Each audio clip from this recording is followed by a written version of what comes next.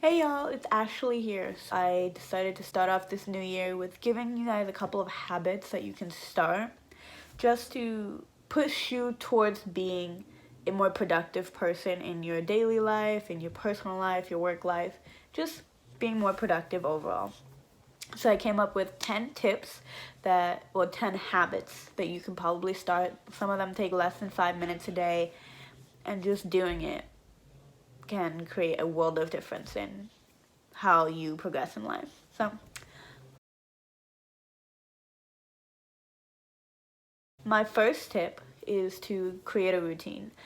Getting your body into the regular swing of things, whether it's in the morning or night, creates less chaos and it allows for you to just transition into your days and to just focus on the more important stuff, not the little menial stuff like brushing your teeth, washing your face, doing your nails, like those kind of things. If you set a routine and set a day where I'm just gonna do a spa day on Wednesdays. That means that my nails get done on Wednesdays, whether that's in the shop or I do them myself, and I do face masks, and it just gives you a day to relax. But having these routines help you stress less. The second tip is to get regular exercise.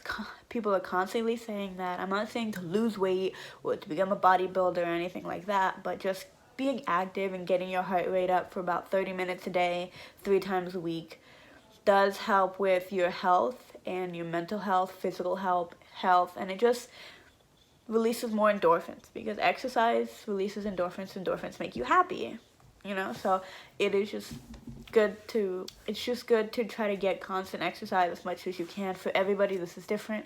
Me personally, I love going to the gym. I love working out. Some people I know they love to run. I don't like cardio. Me and running, we're not friends. So but these are some just exercises you can do. Try to do it 3 times a week. The third habit is being more mindful. So this doesn't actually require you to do anything. It just requires you to think before you do stuff, basically. So when you're eating, don't try to restrict yourself. Being on a strict diet and being really restrictive and really strict is not going to help you in the long run. It's very actually detrimental to your health because after a while, when you do get a little bit of freedom, you will start to binge, and binge eating is never good in any circumstance. And so it can create a bigger problem than what it was in the beginning. Mindful eating is just eating when you're hungry, stopping when you're full. You don't have to clean the plate. I know so many people grow up with like, you have to finish what's on your plate. But if you're not hungry, it's not good to just keep eating.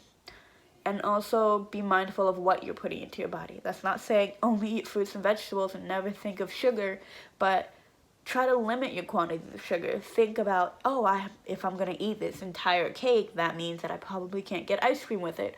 Or just something like that. Just little things that you think about while you're eating just to help you have your diet more, or have your eating habits more in the forefront instead of just, food, let me eat.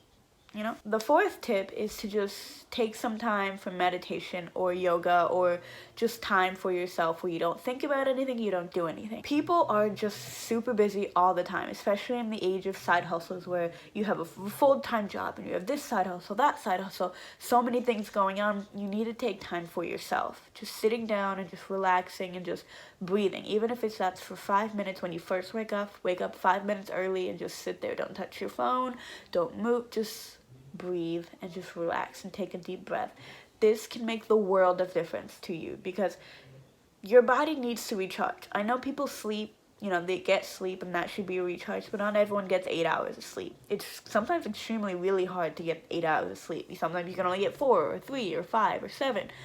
And so it's good to just have some time set aside where you just decompress and relax and just get started for the next challenge that's going to come your way. The fifth tip is to try to eliminate as much clutter as you can. This doesn't mean go on a whole Marie Kondo kind of deep clean. It's just to clear space when you're feeling clear space so that you're not feeling overstressed or overworked, because with with clutter comes confusion. It's hard to keep your mind straight when there's just clothes everywhere, shoes everywhere, food, all of this dirt. And I understand, like, mental health, sometimes it's hard to just clean your whole place.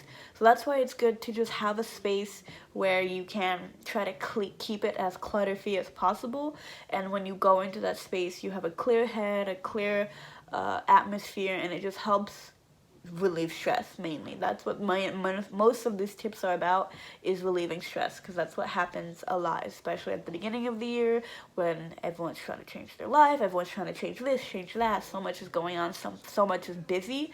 It's good to just de-stress and clear out as much stress as you can and just focus on the happy things, the important things. The sixth tip is to focus on personal development. That could be reading or learning a new language or learning new vocabulary. You as a person, there's always room for growth. There's always room to learn something new. I personally like to learn new languages because I love traveling and just learning about cultures and all that, and that helps foster my own personal growth as a person. So I'm not just stuck in my own ways and just ignorant to the fact of everything else. Some people, this could just be learning a one vocab word a week.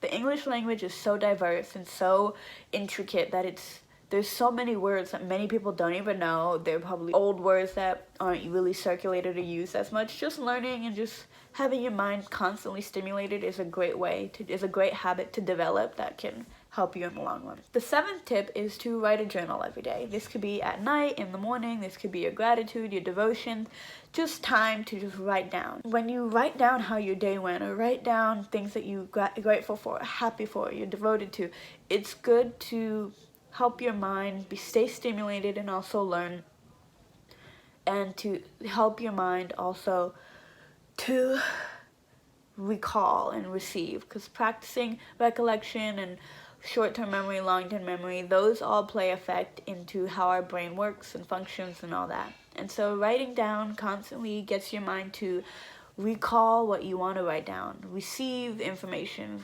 transfer information from short term to long term, and gets your mind and body and spirit just flowing and growing. My eighth tip, or my eighth habit that you could practice developing, is planning out your day, but only focusing on the top 4 or 5 tasks. I know a lot of people make to-do lists, and they usually are really long with like 17 things, 10 things, and all these little things like go to Walmart, go to the post office. These little things that don't really help anything with your future shouldn't be on the list. You know that you need to do it, but those are not the things you should focus on. Because if you write too much stuff on the list, your mind usually works with positive reinforcements and positive rewards. So when you check things off the list, you'll feel good about yourself. But are these things really helping you develop as a person? Is you stopping to Walmart to go pick up that eye cream really going to help you develop as a person? Or is you writing that manuscript that you really need to get work done, that really going to help you more? You know, so try to focus on the top things that you need to do, and don't really write all the little menial things, because they don't really help just writing them down and checking them off. Nothing changes, nothing really progresses. They're just there, waste space, and most of the time you'll tackle the easiest stuff and then you never get to the hard things. My ninth habit to develop is drinking a glass of water as soon as you wake up. So everyone's constantly saying water, drink this, drink that. And water is the foundation of life. Like, our bodies are 70% water, and we thrive on it. Without water, our bodies will start to malfunction. But sometimes it's hard to get the recommended amount, or to remember to drink water when you're always so busy. And also, when your body is thirsty, it doesn't know how to process thirst, so it usually transforms that into hunger, which makes you sometimes overeat. When you drink water first thing in the morning, after 8 hours of sleep, you're most likely dehydrated. And so drinking a glass of water as soon as you wake up helps get rid of the dehydration. It helps get your stomach and your metabolism started and ready and flowing, and just helps you get through your day, and may prompt you to drink more water as you keep going. But at least you have that first 8 to 16 ounces of water to start your day and to get your juices flowing. My last habit is to reduce your screen time before you go to bed. 30 minutes before you're trying to go to bed, try not to go on any screens, any phones, any computers, any TVs. Try to limit that 30 minutes before you go to bed, and you will see a world of difference when you try to sleep screens, a lot of new screens like computers, tablets, phones, and even a lot of LED screens produce blue light, which can be very damaging to your eyes, very long term, and also does have an effect on our biological sleep cycle. So if you're constantly at a screen, your body won't register when it's nighttime, when it's daytime, and it won't produce sleep hormones, and it won't help melatonin, and it just won't help you sleep quicker. And so just 30 minutes before you plan to go to bed, read a book, or just do your meditation, or just write in your journal. And so, practice doing that, and it'll help you with sleeping in the long term.